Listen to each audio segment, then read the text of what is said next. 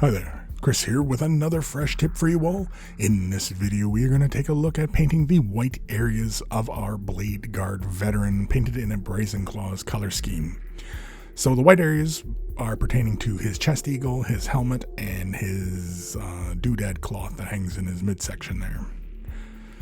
We had already primed the areas and given them a zenithal pre-shade as well, but here I'm just simply using some ceramite white with just the dampness of the brush to just clean up some of the areas. Now you can see the ceramite white is quite intense and covers very, very easily on a lot of areas, and so really I'm just using this to basically cover over any areas where we were a little overzealous with our application of the blue and the red in the previous steps.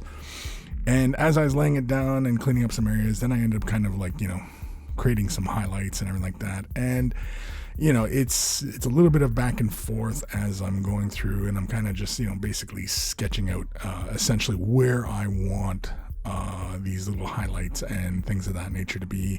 Here I'm just basically blending in some of the areas around the helmet, creating some nice stark bright areas, again just to kind of help me visualize where highlights and such are going to go. I'm going to take a little bit of administratum gray, take a little bit of this ceramite white, mix it in. It's kind of a probably a bit more like a 2-to-1. And basically with this color, I'm just going to apply it basically where any of the shadows lay and any of these other darker midtones that were just kind of, crushed by the white and not all the way to the darkest tones. Next, I'm going to take some Apothecary White. Now, because we had done that pre-shade on a lot of the areas, we are going to apply a fairly generous amount onto all the little white areas, his chest eagle, his helmet, and the cloth bits on his midsection.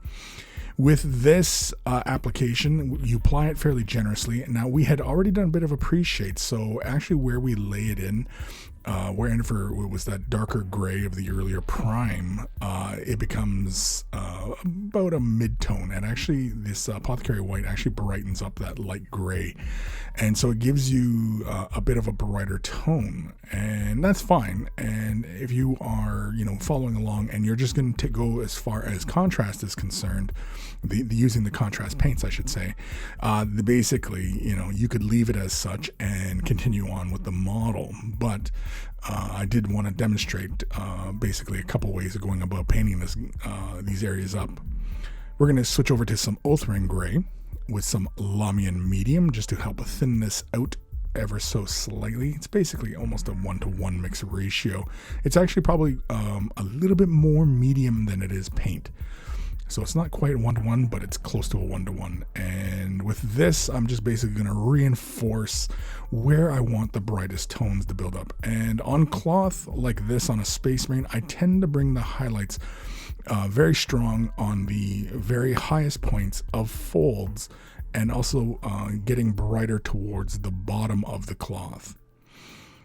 Basically, it's kind of how I normally go about it, but if you were actually following more, realistic kind of light sourcing and everything like that, this area actually would still remain quite dark, and really because, just the way all the other above details, like it would still be in shadow where it was, whereas like on this part on the belly here, this would get a little bit more highlights. But again, this is more of a stylized approach. This is not a realistic approach to highlighting these guys or anything like that.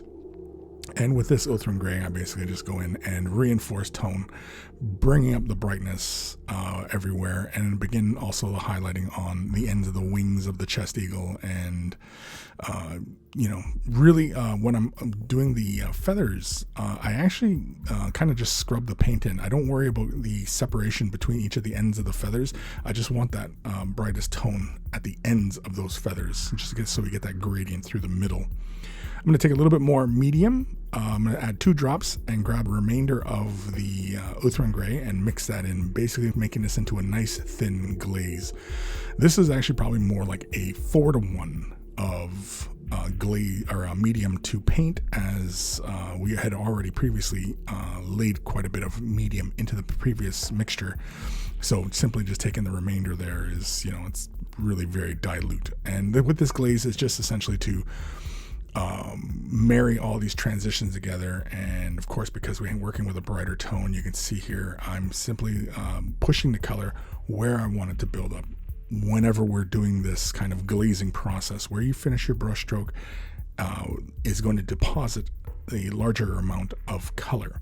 Now, if your brush is overly saturated with paint, you're going to leave big dollops behind, so I highly advise against that. Basilicum Gray from Citadel Contrast, and using some contrast medium, we're going to use about 2 drops of that and 1 little dollop of paint from the Basilicum Gray, and then mix that in. So it's kind of a 2-to-1. And with this, basically, we are going to continue our glazing process, but we're going to work this into the shadows. So I'm going to push this up towards his chest area, and then on the cloth that hangs below between his legs, I'm going to work this into the recesses and also up towards the doodads that are hanging from his belt. You can see there's a bit of color gathering at the bottom of the cloth, and very quickly I simply just dry my brush off and then begin feathering the color out from the base of the cloth, just so that we don't have to keep going back and forth.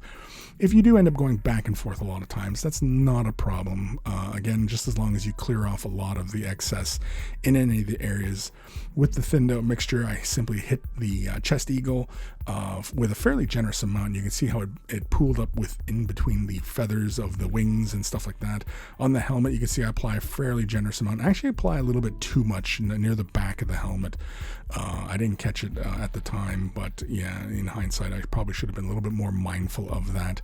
I also draw the excess out from around the eyes and along the face guard and anywhere where I don't really want a lot of pooling. There's also a little bit that gathers above kind of his earpiece, and I probably should have pulled that away as well, but I missed that as well. It's not a huge deal, but if this was something that we were painting for competition type standards, we definitely want to be a lot more mindful. And in fact, with contrast, you really just want to do thin light glazes all the time. We're going to jump back over to the uthring gray with some lamian medium. I think we're mixing this in a 1-to-1 mix ratio, I do believe. And basically we are just going to reinforce our highlights that we had done before. And again, this is just to help marry the transitions from the Basilicum Gray and all our other previous layers. So that's why we often will work in thin glazes like this, is so that we can slowly build up to our transitions. And that's really one of the big benefits of glazing. And once you really start getting a knack for glazing, you'll find that because you're always working in very thin layers like this, that you can always slowly build up. And if you do find that you are, not in the right direction, or it doesn't feel like it's, contrast enough or anything of these things, you can always go back and resaturate or reshade or, anything like that, because again, you are working in thin layers, as opposed to if you were working in a fairly thick fashion with the paint. If you're relatively new to painting, it's a little harder to correct, and some of you out there may have already kind of come to that conclusion when you are, making some little small boo-boos on the model. It's a little harder to correct, especially if you've been working with the paint in a fairly thick consistency, whereas with thin, you can correct pretty easily. Next, we're going to jump over to some white scar. We're going to use some lamian medium here, and I do believe this is a 1-to-1 mix ratio. I slap a little dollop onto the palette, 1 drop of medium, give it a thorough mixing just to make sure it's nice and consistent. And then with this, we're just going to apply this into our highest points of folds, high points on the cloth. And of course, the eagle will be the top of the skull, top of the little wing, and a couple of the ends of the feathers and things like that. We're going to be trying to be very precise. I don't demonstrate everything that I'm doing here at this process, just because I got to be very, very careful where I'm placing huts, just so it looks nice and neat and, not too messy. Really, with a lot of these paintings, when I demonstrate them on video, it's kind of hard to see. I'm getting old, so it's not that easy for me to see exactly what I'm doing. I really should wear some sort of spectacle when I'm painting these, but I don't. I know, bad Chris. But anyway, So with this white scar, you can see we're just simply going around doing edges and picking out some of the details, reinforcing some of those highlights.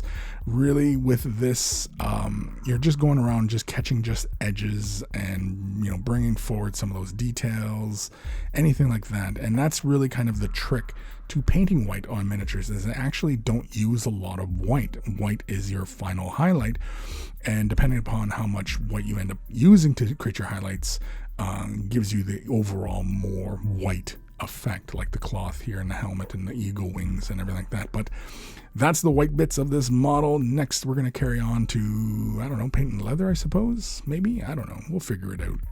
Big thank you to my patrons. Without their support, these videos would not be possible. If you're considering Patreon support, click the link in the description below. And there are varying tiers of support. And a huge thank you to everybody who does. Take care of those brushes, and they will take care of you.